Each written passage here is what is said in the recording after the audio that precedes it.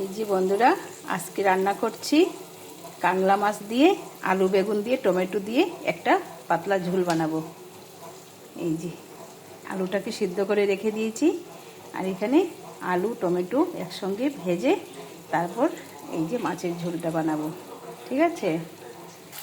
এই যে বন্ধুরা, কালো জিরা আর পেঁয়াজটা ফ্রাই করে নিচ্ছি। ঠিক আছে, তারপর বেগুনটা ভাজবো। এখন বেগুনটা ছেড়ে দেব। এই যে বেগুনটা ছেড়ে দিলাম। বেগুনটা ভালো করে ফ্রাই করে এখন মশলা সব দিয়ে দেবো একে একে। হলুদ দিয়ে দিলাম, লঙ্কা গুঁড়ো দিয়ে দিলাম,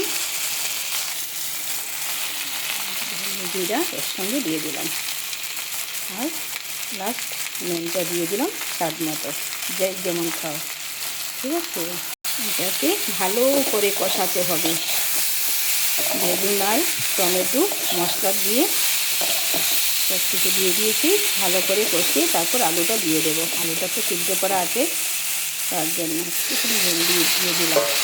কষাতে গেলে মশলাটা পুড়ে যেতে পারে, তাই না বন্ধুরা? এই দিয়ে দিলাম, একটুখানি ঢেকে রেখে দেবো। এই যে বন্ধুরা, ঢাকনা খুলে দিলাম, নেড়ে চেড়ে আলুগুলো দিয়ে দেবো। সিদ্ধ তো, তার জন্য লাস্টে দিচ্ছি। আলুটা আমি ফ্রাই করিনি, কারণ ওখানে সবজিতে না অনেক রকম ঝামেলা। ওই সারটা দিয়ে আলুটা, নতুন আলু হলে কী হবে, সার থাকে না, তার জন্য এরকম। বেগুন তো অনেকক্ষণ ভিজিয়ে রেখেছি, গরম জল দিয়ে ভিজিয়ে রেখেছি, কারণ সারের গন্ধ থাকলে না খাওয়া যায় না। এগুলো শরীরের জন্য ভীষণ খারাপ।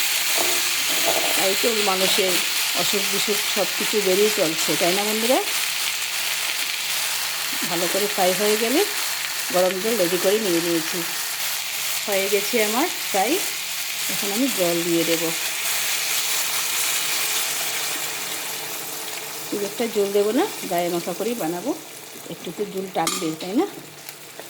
এই যে হয়ে গেছে, একদম সিম্পল রান্না।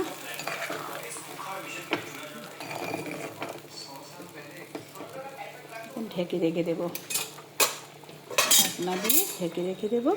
ব্যাস, তরকারিতে জাল উঠে গেছে। এখন আমি মাছগুলো সব দিয়ে দেব। এই যে মাছ ভাজা করে রেখেছি, দিয়ে দেব।